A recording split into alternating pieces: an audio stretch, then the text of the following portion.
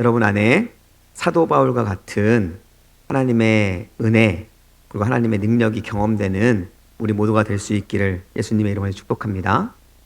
예전에 한 목사님께서 말씀을 전하실 때 이런 말씀을 하신 적이 있습니다. 기적. 우리 교회에서는 한 달, 두 달 전에 있었던 기적은 기적이 아닙니다. 왜냐하면 매 순간순간 기적이 일어나고 있기 때문입니다. 라는 말씀을 전하신 적이 있습니다. 그 말씀을 들으면서 이런 생각이 들었습니다. 와, 우리의 삶 가운데도 옛날에 있었던 것, 물론 기억해야 하고 기념해야 하고 그것들이 우리의 신앙을 세워가는 어떠한 동력이 되어야 하지만, 그러나 옛날 것을 기억하는 것이 아니라 지금 일어나고 있는 기적들을 통해서 하나님의 능력을 통해서 하나님을 매일매일 경험하는 우리가 되었으면 좋겠다라는 생각을 한 적이 있습니다. 이 시간 우리 옆분들에게 이렇게 좀 인사했으면 좋겠습니다. 어제의 기적은 기적이 아닙니다. 오늘 나는 기적을 경험합니다. 아멘. 여러분, 이 기적의 역사가 매일매일 우리의 삶 가운데 넘쳐날 수 있기를 예수님의 이름으로 간절히 축복합니다. 지금 사도행전 말씀을 계속 나누고 있는데요, 사도행전 말씀을 꿰뚫고 있는 한 구절이 있다고 지금 3주째, 오늘까지 말하면 4주째 말씀을 나누고 있습니다. 여러분, 몇 장 몇 절일까요?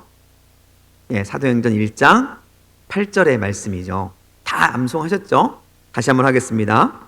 오직 성령이 너희에게 임하시면 너희가 권능을 받고 예루살렘과 온 유대와 사마리아와 땅끝까지 이르러 내 증인이 되리라 하시니라. 아멘. 사도행전은 마무리되어지는 책이 아니라 계속 지속되어지는 책입니다. 그래서 이 사도행전의 땅끝까지라는 이 땅끝은 아직 우리에게 다가오지 않았고, 그리고 우리가 가야 할 곳, 즉 하나님께서 지금 우리에게 명령하시는 땅이라는 사실을 우리가 먼저 기억해야 합니다. 물론 이 땅끝은 지역적인 땅끝이 될 수도 있습니다. 북한이라고 말하는 사람들도 있고, 저 모슬렘이라고 말하는 사람들도 있고, 또 아프리카나 미종도 전도국가, 그래서 문명이 닿지 않은 그 사람들이 땅끝이라고 이야기하는 사람들도 있습니다. 또 어느 일각에서는 백투로 제루살렘 해서 예루살렘이 땅끝이 될 수 있다라고 말씀하시는 분들도 있죠. 이 땅끝이 어디인지는 저희가 알 수 없습니다. 하지만 분명한 것은 이 복음은 땅끝을 향해 가고 있고, 그리고 우리는 그 하나님께서 땅끝까지 전하는 그 복음의 사역 가운데 초청받은 사람들임을 저는 믿습니다. 우리에게 있어서 땅끝은 지역적인, 그러니까 어떠한 지도에 나타나는 땅의 땅끝이 아니라 우리의 삶에 나타나는 땅끝일 수 있다는 사실도 좀 기억해야 합니다. 그렇기 때문에 여러분의 가정이 땅끝이 될 수도 있겠죠. 여러분의 직장이 땅끝이 될 수도 있습니다. 그래서 그 땅끝에서 저희가 하나님의 복음을 전하는 삶, 작은 예수로 그리스도의 향기로 빛과 소금의 역할을 감당함으로 그 영혼들을 살리는 그것이 바로 우리의 땅끝이라고 저는 믿습니다. 저는 우리 모든 성도들 한 분 한 분이 이 땅끝을 향해서 달려갈 수 있는 모두가 될 수 있기를 예수님의 이름으로 축복합니다. 그런데 이런 땅끝을 향해 가기 위해서 필요한 것이 하나 있다고 말씀드렸습니다. 1장 8절 말씀으로 나오는데요, 이 땅끝을 향해 갈 수 있도록 우리에게 도와주시는 힘이 되는, 동력이 되는 것이 있다고 말씀을 드렸습니다. 그것이 무엇일까요? 바로 성령님이시죠. 그래서 오직 성령이 너희에게 임하시면 비로소 우리가 땅끝을 향해 나아갈 수 있는 것입니다. 우리가 힘써 땅끝을 향해 나가기를 원하지만 성령님과 동행하지 아니하면, 성령의 권능이 우리가 임하지 아니하면 우리의 힘으로 잠깐 갈 수는 있을지 모르지만 결국 무너지고 포기해버릴 수밖에 없는 것이 땅끝을 향해 가는 복음 전도의 여정이라는 것입니다. 그렇기 때문에 여러분, 50일의 작전 기도회, 또 50일 작전 기도회가 끝나더라도 지속적으로 주님과 동행하면서 성령의 충만함을 우리의 가슴 속에, 또 우리의 삶 가운데 채워가시기를 예수님의 이름으로 축복합니다. 우리 2022년도 표어 중에 성령님과 잇대어 살아가는 삶, 너무나 우리에게 중요한 것 같습니다. 여러분, 우리가 성령님과 잇대어 사도행전 1장 8절, 지금도 끝나지 않고 여전히 계속되어지고 있는 이 사도행전의 삶이 저와 여러분의 삶 속에 성취되어 가기를 예수님의 이름으로 축복합니다. 하나님께서는 이 땅끝으로 복음을 전함에 있어서 한 사람을 초청합니다. 그 사람이 바로 사도 바울이었죠. 이 사도 바울이 하나님의 초청에 응답하고 순종함으로 인해서 예루살렘으로부터 시작하여 안디옥 교로부터 파송되어 땅끝을 향하여 나아가기 시작합니다. 그리고 세 차례에 걸쳐서 전도 여행을 하게 되고 그 전도 여행 중에 땅끝이 될 수 있는 각각의 도시 속에서 하나님의 복음을 전합니다. 많은 사람들을 만났죠.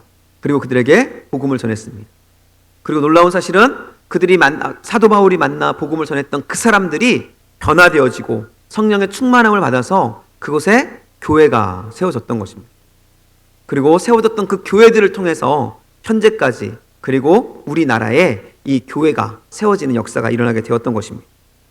그러나 사도 바울이 복음을 전하는 그 세 차례의 전도 여행의 과정은 결코 순탄하지 않았습니다. 사도 바울의 눈물과 수고와 애씀 그리고 피가 그곳에 흘려졌기 때문에 가능했던 일인 것입니다. 지난 시간에 사도 바울이 흘렸던 그 눈물의 고백을 함께 나눈 적이 있습니다. 고린도후서 11장 24절로 27절 말씀인데요. 제가 읽어드리겠습니다. 유대인들에게 40에서 하나 감한매를 5번 맞았으며 3번 태장으로 맞고 1번 돌로 맞고 3번 파선하고 1주야를 깊은 바다에서 지냈으며 여러 번 여행하면서 강의 위험과 강도의 위험과 동족의 위험과 이방인의 위험과 시내의 위험과 광야의 위험과 바다의 위험과 거짓 형제 중의 위험을 당하고 또 수고하며 애쓰고 여러 번 자지 못하고 줄이며 목마르고 여러 번 굶고 춥고 헐벗었느니라. 사도 바울이 세 차례의 전도 여행을 통해서 땅끝으로 하나님께서 말씀하신 복음을 선포하기 위해 뿌렸던 땀방울과 핏방울이 고스란히 녹아있는 고백이라는 것입니다. 여기서 전 여러분에게 한번 질문을 드리고 싶습니다.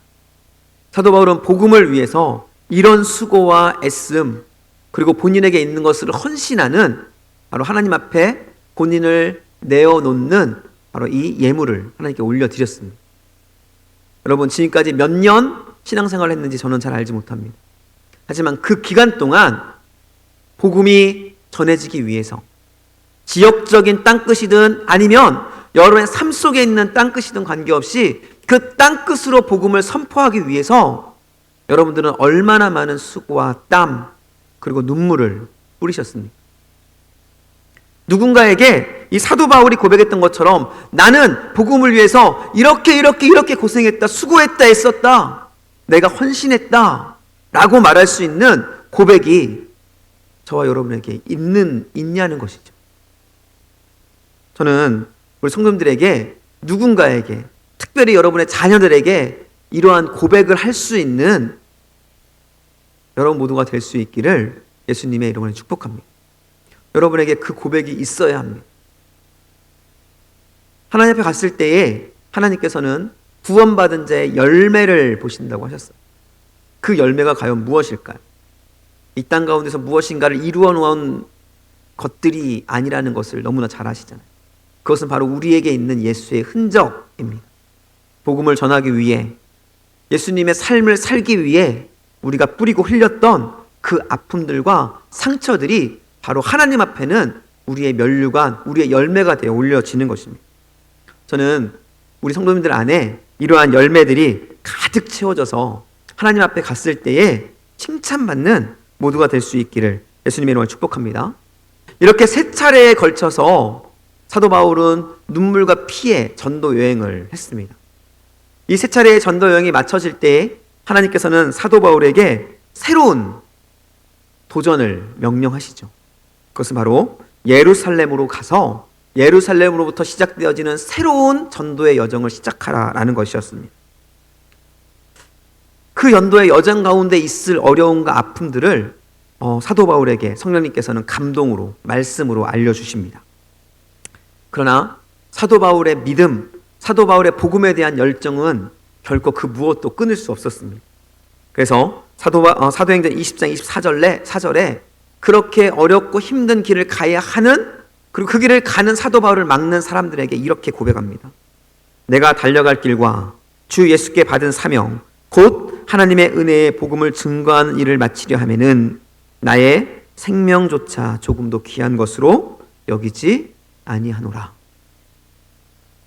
사도 바울의 열정과 하나님을 향한 사도 바울의 사랑, 그 믿음이 고스란히 담겨 있는 고백입니다. 지난주에 이 고백이 저와 여러분의 고백이 되기를 원한다고 여러분의 권면을 드렸습니다. 여러분 일주일을 살아가면서 이 고백이 여러분의 삶 속에 좀 이렇게 열매 맺어지는 삶을 사셨습니까? 오늘 이 20장 24절 내가 주님의 길을 달려가기에는 목숨도 아끼지 않겠습니다라는 이 고백이 여러분의 삶 속에 삶의 기준이 될 수 있기를 다시 한번 예수님의 이름으로 간절히 축복합니다. 사도 바울은 예수님의 그 부르심, 새로운 사명으로의 부르심 앞에 순종하여 예루살렘으로 들어갑니다. 그리고 예루살렘에서 여러 가지 사역을 하다가 예수님이 다시 예수님을 만나고 예수님께 들은 말씀, 예수님께서 사도 바울에게 주신 말씀이 바로 오늘 저희가 읽은 본문입니다. 사도 바울에게 예수님께서 뭐라고 말씀하셨을까요? 예루살렘에 들어가서 주님의 일을 감당하고 있는 사도 바울에게 예수님께서 이렇게 말씀하십니다. 11절 말씀 제가 읽겠습니다. 그날 밤에 주께서 바울 곁에 서서 이르시되, 같이 읽을까요? 시작. 담대하라. 내가 예루살렘에서 나의 일을 증언하는 것 같이 로마에서도 증언하여 하리라 하시니라. 예수님께서 사도 바울에게 찾아오셔서 예루살렘에서의 여러 가지 사건이 있은 뒤에 예수님께서 사도 바울에게 찾아오셔가지고 사도 바울에게 주셨던 첫 번째 말씀, 그 말씀이 무엇이냐면 바로 담대하라라는 거였습니다. 여러분, 사도 바울은 지금까지의 삶을 바라볼 때 어디에서도 담대한다 이런 말씀이 나오진 않았지만 복음을 전함에 있어서 죽음도 두려워하지 않는 담대함의 소유자였습니다. 그럼에도 불구하고 예수님께서는 이 예루살렘에서 새롭게 시작되어지는 믿음의 여정, 전도의 여정 가운데 다른 많은 말들, 다른 많은 말씀들을 다 내려놓고 사도에게 주신 한 가지의 말씀이 바로 담대하라라는 것이었습니다. 그 이유는 바로 사도 바울이 가야 할 길에 필요한, 즉 사도 바울이 하나님의 용사로서 앞으로 걸어가야 될 그 길 가운데 사도 바울에게 필요한 가장 중요한 것이 바로 담대함이었기 때문에 그렇습니다. 왜 사도 바울이 담대해야 했을까? 그 이유는 이 뒤에 부분에 나오는 예루살렘에서 너의 일을 증거한 것 같이 로마에서도 증언하여야 하리라 라는 이 말씀에 담겨 있습니다. 여러분, 예루살렘에서 나의 일을 증언한 것 같이 로마에서도 증언하여야 하리라 라는 말씀 속에 한 가지가 담겨 있습니다. 그것은 예루살렘에서 무슨 일이 있었다라는 것이죠. 그리고 예루살렘에 있었던 그 일을 바로 로마에서도 너가 경험하고 로마에서도 그 일을 감당해야 된다라는 것을 지금 사도 바울에게 이야기해 주고 있는 것입니다. 여러분, 예루살렘에서 과연 어떤 일이 있었을까요? 하나님께서 명령하셨고 그 하나님의 명령에 따라 순종하며 들어갔던 예루살렘, 그곳에서 있을 일에 대해서 사도 바울은 이미 알고 있었습니다. 그것은 고난과 결박이었었죠. 환난과 결박이었습니다. 이미 알고 있었지만 사도 바울은 그곳에서 있을 열매들을 기대했을 것입니다. 결박과 환난과 결박이 있을지는 모르지만 그곳에서 복음을 전했을 때 사람들이 돌아오는 놀라운 일들을 그는 꿈꿨을지 모르겠습니다. 그런데 그런 일들이 일어나지 않았습니다. 사도 바울이 예루살렘에 들어간 지 이틀째 되어서 이틀 만에 사도 바울은 체포됩니다. 사도 바울이 성전에 들어갔는데 성전에서 유대인들에게 몰매를 맞습니다. 그 몰매를 맞은 정도가 어느 정도였냐면요, 천부장, 그 당시 로마의 군사들이었죠. 천부장이 와서 그 군사들로 하여금 그 바울을 이렇게 보호하도록, 바울을 이렇게 구분짓도록 만드는데, 그리고 구분짓게 만들고 그를 영내, 즉 성 안으로 데려가는데, 그때 이런 표현들이 있습니다. 그때 바울의 상태에 대해서 천부장들이 군사들에게 사도 바울이 군사들에게 들려서 갔다라고 표현이 되어지고 있습니다. 여러분, 들려서 갔다라는 것은 무엇이냐면, 걸어갈 수 없었기 때문에 사도 바울을 옆에 사람들이 부추겼거나 아니면 4명의 사람이 사도 바울을 들고 갔다라는 것을 표현하고 있는 것이죠. 그 말을 지금 말로 쉽게 말하면 걷지 못할 정도로 두드러 맞았다라는 것입니다. 천부장이 만약에 개입하지 않았다고 한다면 사도 바울은 예루살렘에 들어간 지 이틀 만에 죽을 수도 있었던 것이죠. 다행히 천부장이 왔고 천부장의 개입으로 사도 바울은 목숨을 건지게 됩니다. 그러나 천부장도 사도 바울의 편은 아니었습니다. 천부장은 사도 바울을 보호하기 위해서 사도 바울을 분리시킨 것이 아니라, 보호하기 위해서 사도 바울을 그들로부터 분리시킨 것이 아니라 바로 자신의 관할 구역, 자신의 영내에서 소동이 일어나는 것을 방지하기 위해서 소동의 주범이었던 사도 바울을 체포했던 것입니다. 그리고 사도 바울을 영내로 데려가서 사도 바울을 신문합니다. 왜 이런 난리가 났는지, 왜 이렇게 혼란하게 되었는지에 대해서 사도 바울을 신문하려고 준비를 한 것입니다. 사도행전 22장 24절 말씀에 보면 그때의 상황을 묘사해주고 있습니다. 천부장이 바울을 영내로 데려가라 명하고 그들이 무슨 일로 그에 대하여 떠드는지 알고자 하여 책찍질하며 신문하라 한대라고 이야기합니다. 즉 천부장이 사도 바울을 데려왔던 이유는 보호하기 위해서가 아니라 바로 일어나고 있는 문제들에 대한 원인을 발견하여 혼란함을 멈추게 하기 위한 목적이었다라는 것이죠. 그래서 사도 바울을 신문하기 위해서 사도 바울에게 책찍질을 하라고 명령합니다. 여러분, 여기서 책찍질은 바로 예수님이 마셨던 책찍과 동일합니다. 책찍질을 맞으면 살점이 떨어져 나가기도 하고요. 그리고 때로는 과다출혈에 의해서 죽을 수도 있는 바로 고문의 도구가 바로 채찍이었습니다.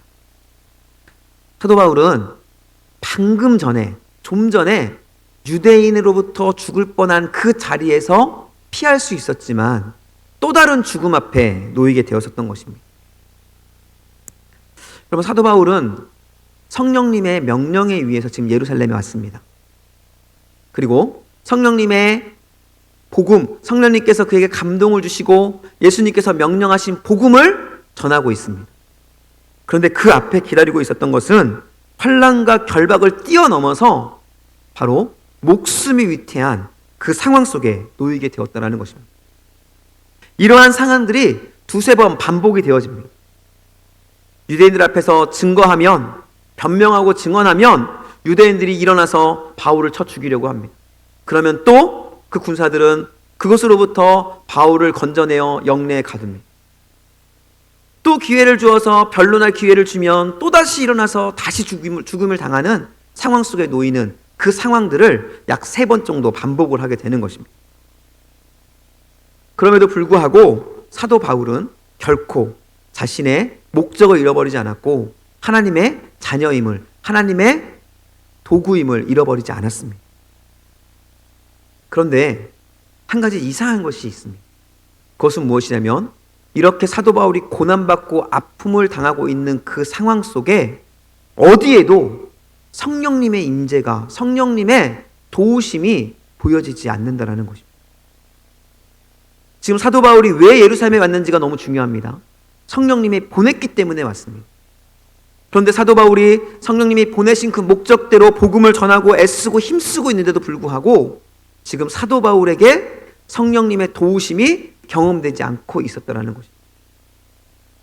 죽을 뻔했던 상황을 사도 바울이 가지고 있는 시민권을 통해서 피하는 모습을 성경은 우리에게 보여줄 뿐입니다. 이런 상황 속에 있게 되자 사도 바울에게 어떠한 마음들이 들었을까요?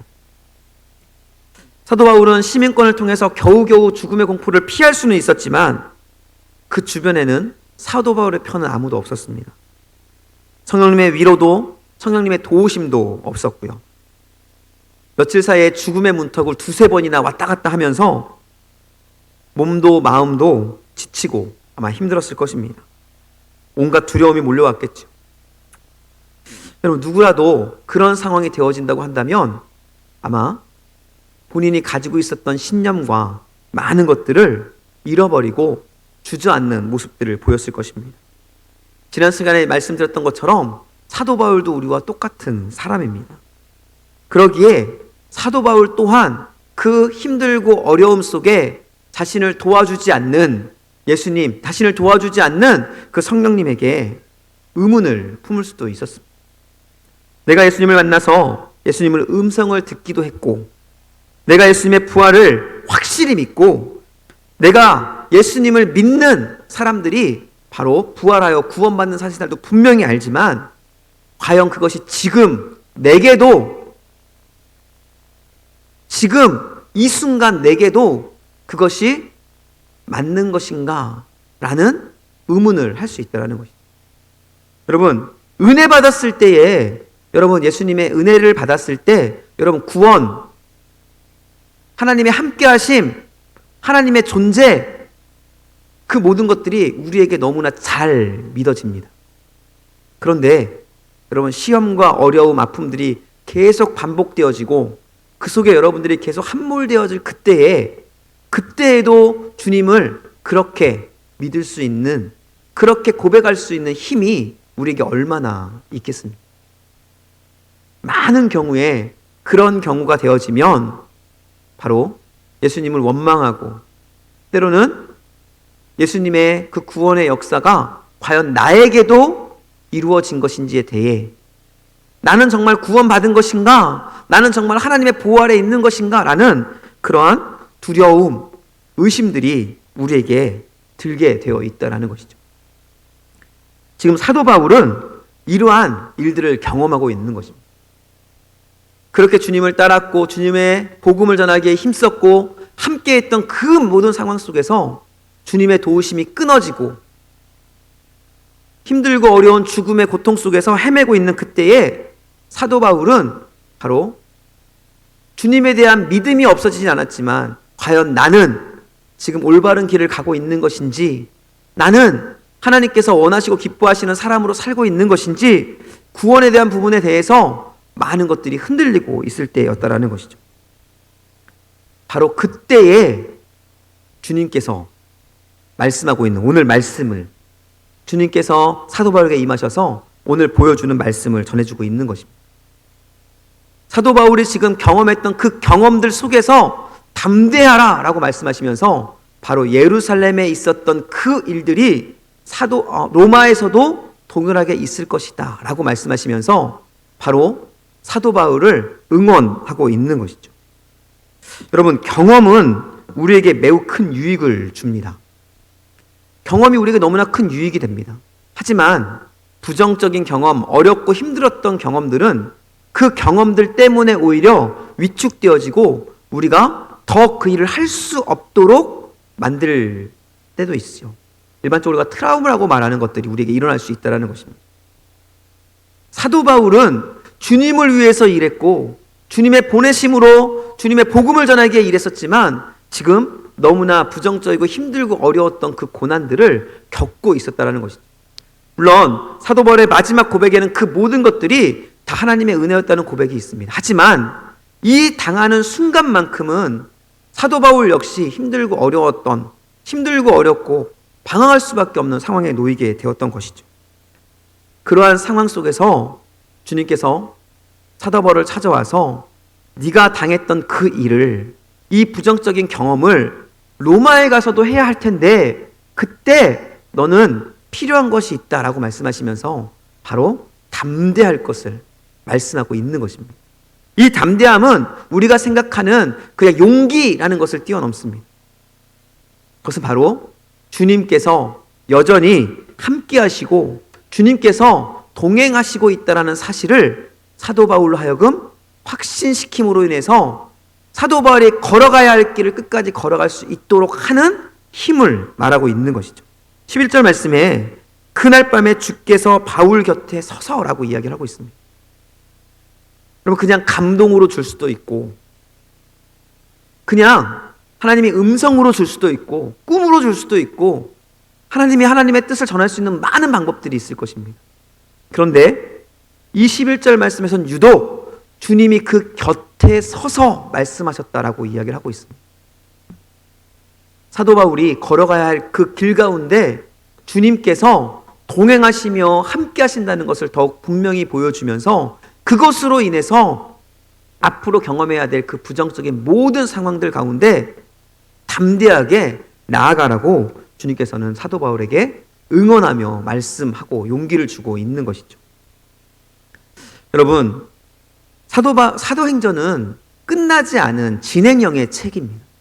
그리고 하나님께서는 이 시대의 사도 바울로 저와 여러분을 초청하고 부르셨습니다.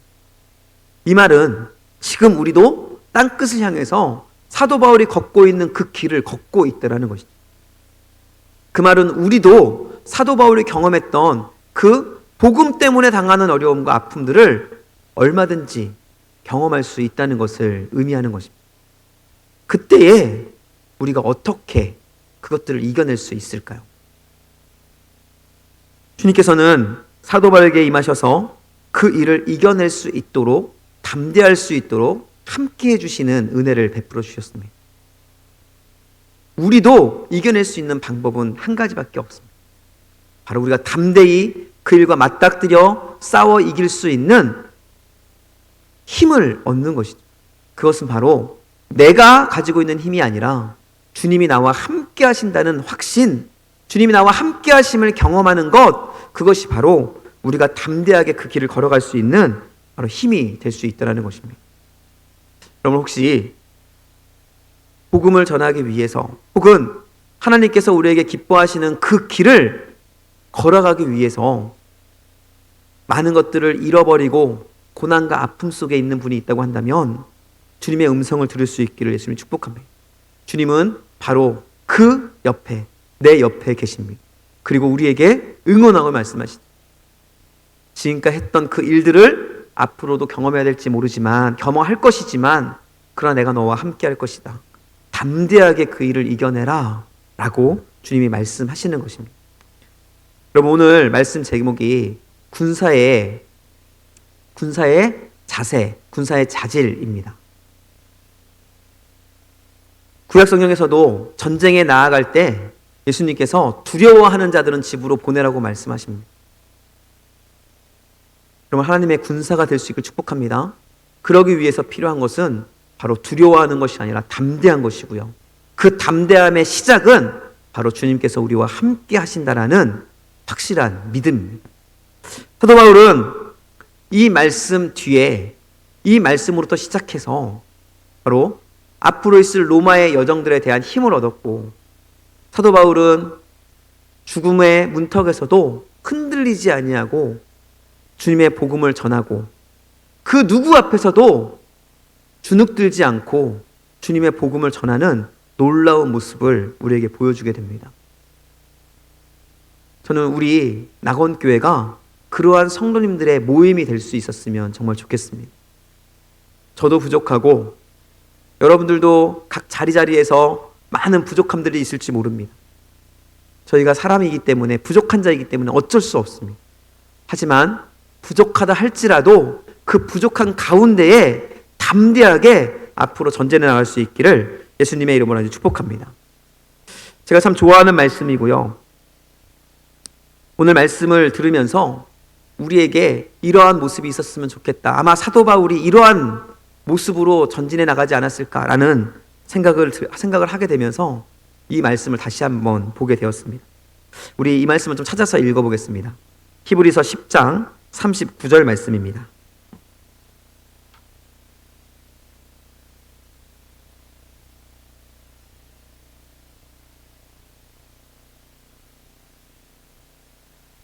함께 읽겠습니다. 히브리서 10장 39절 신약성경 364페이지에 있습니다. 함께 읽겠습니다. 우리는 뒤로 물러가 멸망할 자가 아니요 오직 영혼을 구원함에 이르는 믿음을 가진 자니라. 믿음을 가진 자는 두려움에 떨며 뒤로 물러가는 것이 아니라 바로 그 믿음을 의지해서 앞으로 전진하는 사람이다라는 것을 우리에게 보여주고 있는 것입니다. 여러분, 주저앉아야 하는 상황 속에 있다고 한다면 있는 분이 있으시겠죠. 두려움에 뒷걸음치는 분들도 있을 수 있습니다. 어쩌면 너무나 힘들고 어렵기 때문에 더 이상 주님께 나가는 것을 주저하는 분들도 있을지 모르겠습니다. 그러나 주님께서 우리에게 주시는 이 말씀, 담대해라. 내가 너와 함께 한다. 네가 이런 일을 당했지만 앞으로도 당할 것이지만 그럼에도 불구하고 나는 너를 떠나지 않고 너와 함께 할 것이다. 담대하라. 라는 그 말씀을 붙잡고 믿음으로 저희가 한 걸음 한 걸음 전진해 나가는, 그래서 결국에는 하나님께 우리의 열매를 올려드릴 수 있는 우리 모두가 될 수 있기를 예수님의 이름으로 축복합니다. 정말로 그러한 모습을 통해서 저에게도 또 우리 성도님들 한 분 한 분에게도 하나님의 열매들, 하나님께 드릴 수 있는 열매들이 정말로 맺혀지는 그런 모습이 있었으면 좋겠습니다. 우리 이 시간 함께 기도하겠습니다.